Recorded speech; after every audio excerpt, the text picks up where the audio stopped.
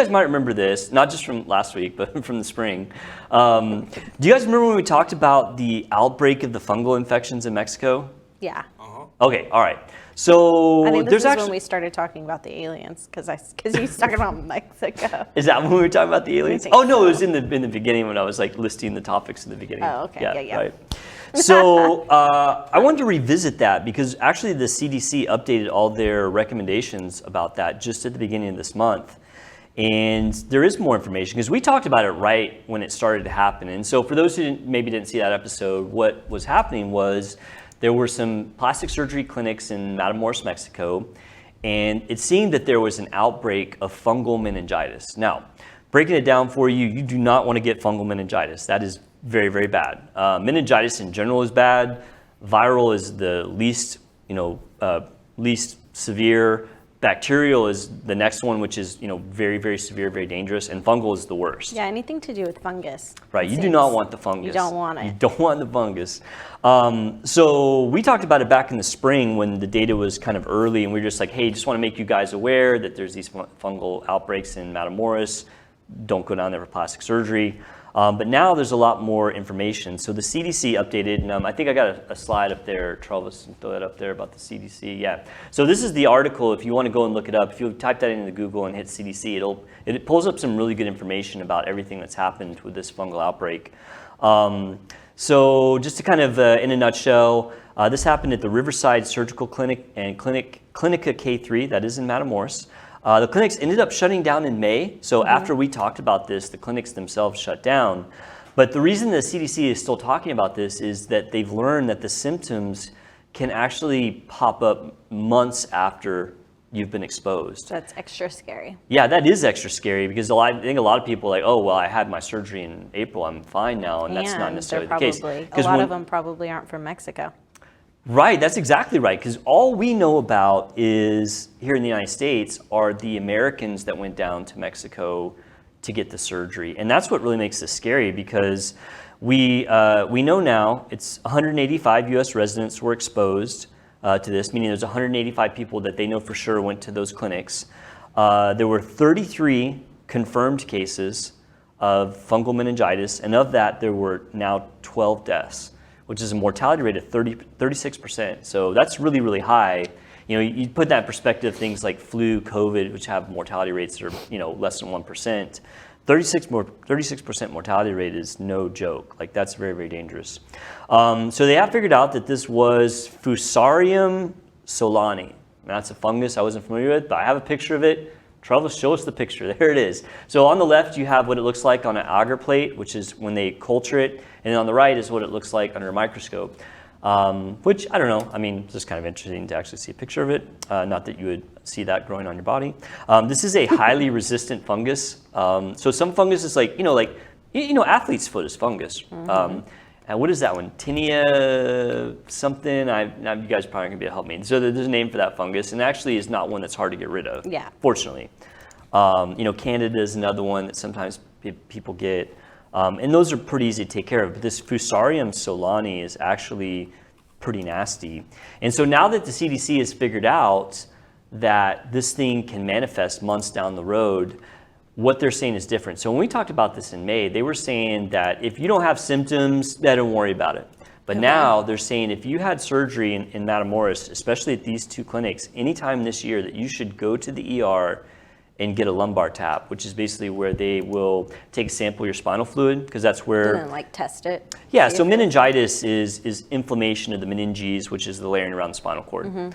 And so, yeah, they're testing for that to make sure that you don't have a latent infection of this that's going to pop up down the road and potentially kill you. So symptoms, Sarah, tell me some symptoms of meningitis. I already know them now. You shouldn't say that. You could have looked really smart. You always look smart. Headache, that's right, yeah. That's a really important one. Fever, of course. The one that I always remember as a doctor when you talk about meningitis, because there's a lot of things that give you headache and fever, stiff neck. Yeah. Because it involves the meninges of the spinal cord. And so you get this really kind of, they call it nuchal rigidity, which is a doctor word for having a stiff neck that hurts to move. Nausea, vomiting, sensitivity to light, confusion, those are the other ones that pop up with meningitis. And like I said, this stuff is no joke. I mean, fungal especially, even the viral bacterial, I mean, you can die from this. Right. And so fortunately, it's not common. You know, meningitis is not something that tons of people are dying from, thankfully. Isn't fungus like the fungus from, this is like not off subject, but kind of, but the fungus that's like from this Last of Us, isn't that what causes people to turn into zombies? Right, we talked about that. Yeah. Yeah. Yeah, we talked about the fungus. Yeah, what Like, was like the name of scientists that? have, like in the beginning of that show or the. Right, we did an episode on it, the zombie fungus. Yeah, and What they was were the name talking, of that zombie fungus? I don't know. No, but they I remember, it started with a C. Clear something. I don't remember. Travis, the But zombie fungus. I thought that was interesting because it's like scientists are like, if there was something that could cause people to become zombies, it would be fungus. fungus. That was a fun episode. We talked Because about I guess that. fungus are just Is it cordyceps? more. Yeah, that's it. Yeah, it's cordia something. Yeah, Cordyceps or something. cordyceps. That's it. There we go. You nailed it. Yeah, I knew it. I knew it started with C. That's all I come up with. I knew it off the top of my head. I know. That's why you're back there in the box, man. It's like we don't forget stuff. Like Travis, help us out. It's not like Google, just like. It's not like Google's there. It's not like you have No. computers back there. I heard them typing. Click, click, click, click, click. Is it this? Okay, so how do these happen, right? Because you're probably wondering, how do fungal outbreaks happen in a surgery facility? Well, it's due to contamination of either equipment or drugs. Either their lot of epidural anesthesia was contaminated, or the instruments they were using to do the epidurals were contaminated, which that opens the whole topic of don't go to Mexico to get plastic surgery. I mean, there's a reason that we don't do epidurals for plastic surgery procedures. I mean, tapping the spinal cord does have risks. Not that general anesthesia doesn't, but I personally, knowing what I know, would never want to have a spinal tap unless I absolutely had to have it for some reason, because you're getting into areas that do not take kindly to infection. And this is a keen example of what can go wrong. It doesn't feel great either, because I had to get Yeah. one for my C-section. For your C-section, yeah. Yeah.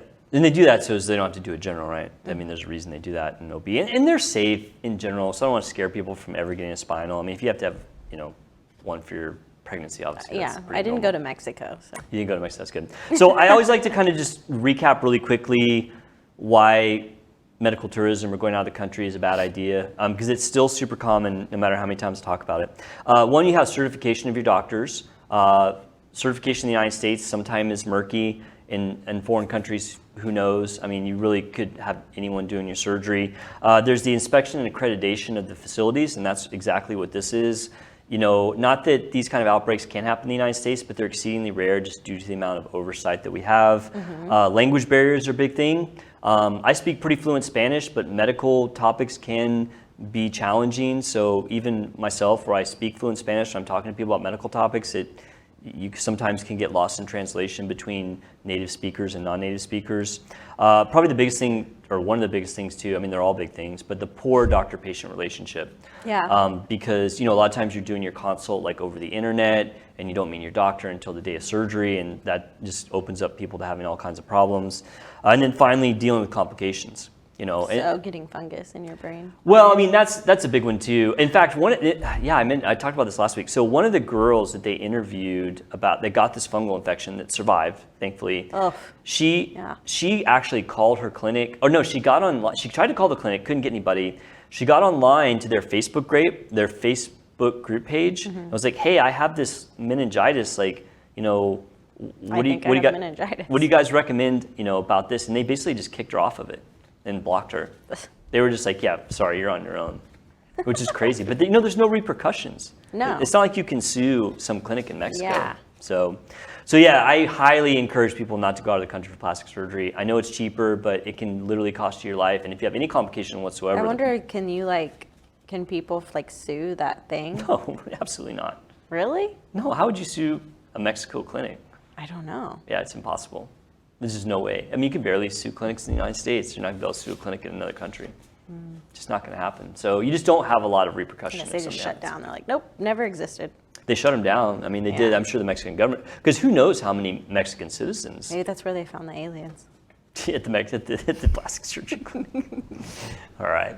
Okay, meningitis, medical tourism. If you have any comments, please let me know. Leave us a comment. I'd like to hear what you think. Also, leave us a like and subscription. That does really help us. It really does. So if you have the time, please do that. So.